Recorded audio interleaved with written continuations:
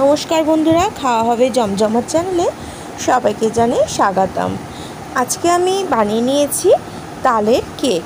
Cake তো আমরা অনেক রকম খেয়েছি, ফ্রুটস কেক, নিরামিষ কেক, তবে আজ বানিয়েছি তালের কেক। সেটা নিয়ে তোমাদের সাথে শেয়ার করব। আর সেটা বানাবো চামচ মাপে। এরকম একটা চালানি নিয়ে নিয়েছি, আর তাতে আমি দিয়ে দিচ্ছি 16 চামচ মতন ময়দা। আমি এর আগে কাপ বা বাটি মাপে দিয়ে খেয়েছি। এখন দিয়েছি 16 চামচ ময়দার পরে দিচ্ছি 3 চামচ কর্নফ্লাওয়ার। ভালো করে মিশিয়ে নিচ্ছি। চালেনিটাকে চেলে নেব, আর বারবার করে এরকম 3-4 বার চেলে নিতে হবে, যার ফলে কেকটা একদম দোকানের মতন স্পঞ্জ কেক তৈরি হবে, যাতে কোনো রকমের দানা মতন না থেকে যায়। সেই জন্য ভালো করে চেলে নিচ্ছি। দেখো, একবার চেলে নিয়েছি, আবার একবার আমি চেলে নেব। অন্তত 4 বার এটা চেলে নিতেই হবে। যদি এরমভাবে চেলে নিয়ে করা হয় তাহলে কেকটা একদম স্পঞ্জের মতন হবে, নরম, আর ভিতরটা খুবই সুস্বাদু হবে দেখতে বা খেতে। এখানে আমি 12 চামচ মতন চিনি নিচ্ছি। চিনিটাকে এখন গুঁড়ো করে নেব, তাই মিক্সির বাটির মধ্যে ডাইরেক্ট নিয়ে নিচ্ছি। আবার বলছি, 16 চামচ ময়দার সাথে 3 চামচ কর্নফ্লাওয়ার দিয়েছি, আর 12 চামচ চিনি।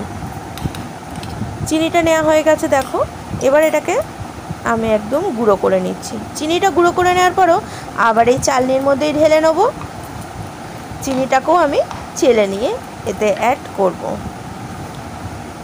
সম্পূর্ণ চিনিটা ঢেলে নিলাম।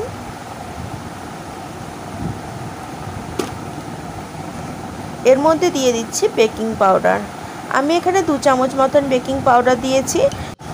বেকিং পাউডার দেওয়ার পরে বেকিং পাউডার আর চিনিটাকে আবার ভালো করে চেলে নিচ্ছি। চেলে নেওয়া হয়ে গেলে এখন সমস্ত উপকরণগুলো একটু মিশিয়ে নিচ্ছি। এখানে আমি 4 চামচ সাদা তেল দিয়ে দিচ্ছি।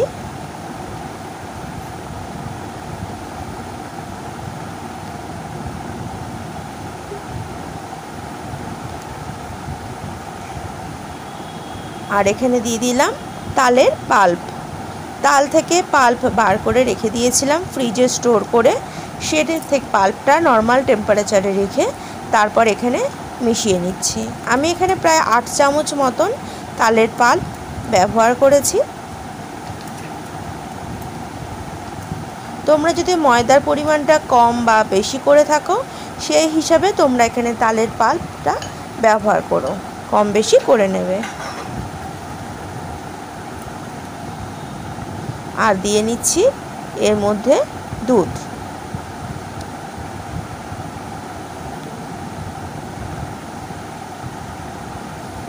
আমি এখানে প্রায় 10 চামচ মতন দুধ ব্যবহার করেছি। কোনো রকমের জল ব্যবহার করব না। যেটুকু লিকুইড করার দরকার হবে কেকটা, সেটা আমি সম্পূর্ণ দুধ দিয়ে লিকুইড করব ব্যাটারটা গোলার সময়তে। এখন দেখো, একটা চামচ দিয়ে ভালো করে মিশিয়ে নিচ্ছি।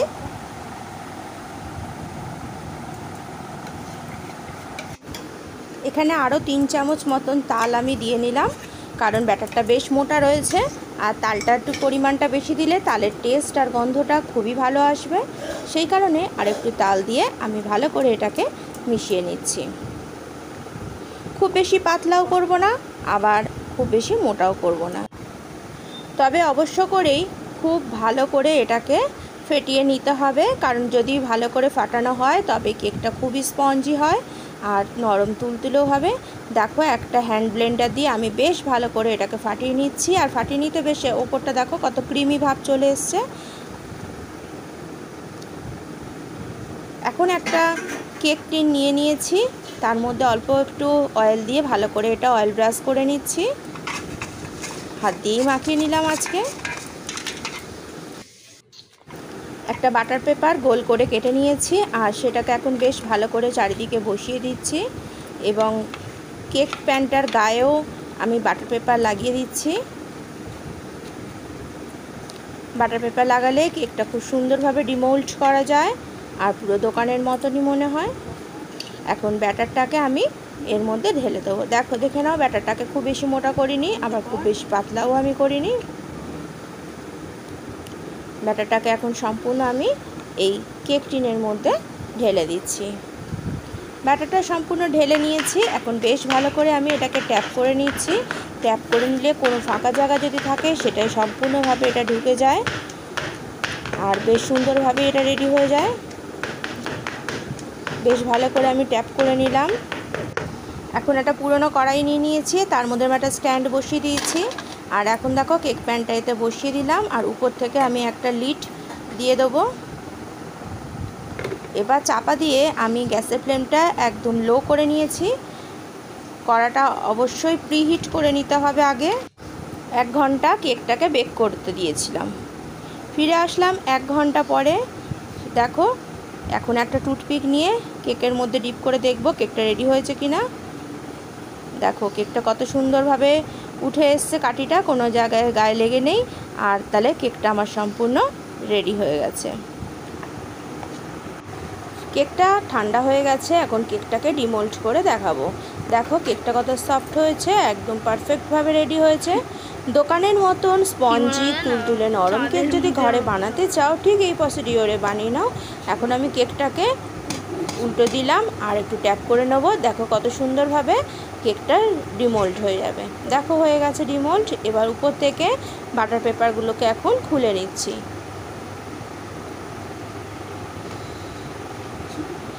কেকটা দেখো পিছনটাও বেশ সুন্দর ব্রাউন কালার হয়ে গেছে আর পাশের কাগজগুলো গায়ে যে লেগেছিল সেগুলোকেও এখন খুলে নিচ্ছি।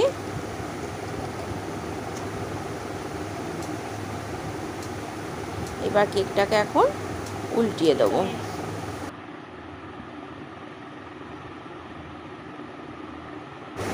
দেখো কেকটা একটু প্রেস করে দেখিয়ে দিচ্ছি কত সফট হয়েছে কেকটা আর কত থিকনেসটাও দেখে নাও। দেখো স্পঞ্জের মতন পুরো হয়েছে।